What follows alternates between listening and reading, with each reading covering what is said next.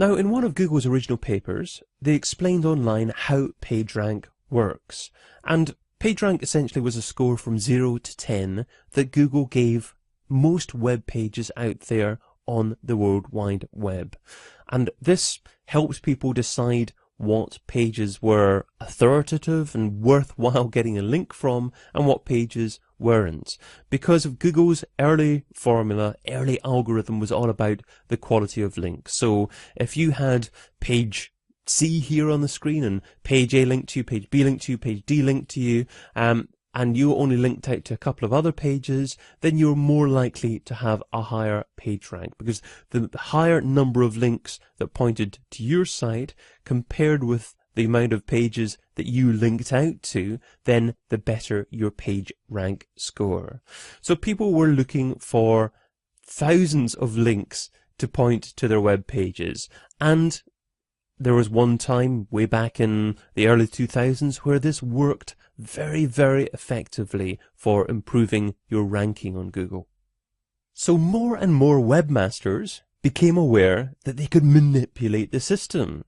That is, they could get lots of other websites to link to them. They could swap links with their friends and with other website owners that they don't even know and that weren't even relevant to their particular website. And as long as they swapped links, they had more links pointing to their site, then this would ultimately increase their ranking.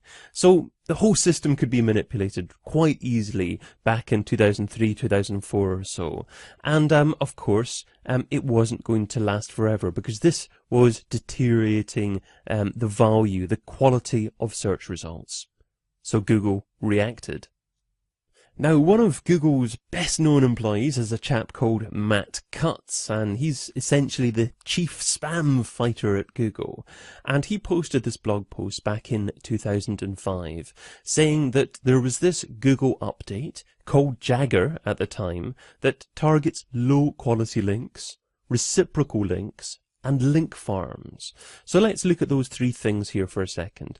Low quality links. So those are links that point to your site with very low page rank. So obviously links that have been built just for the sake of it and aren't from websites that are fairly authoritative. Reciprocal links. So if you're linking out to hundreds of different websites and those same 100 or few websites are linking back to you, those are reciprocal links.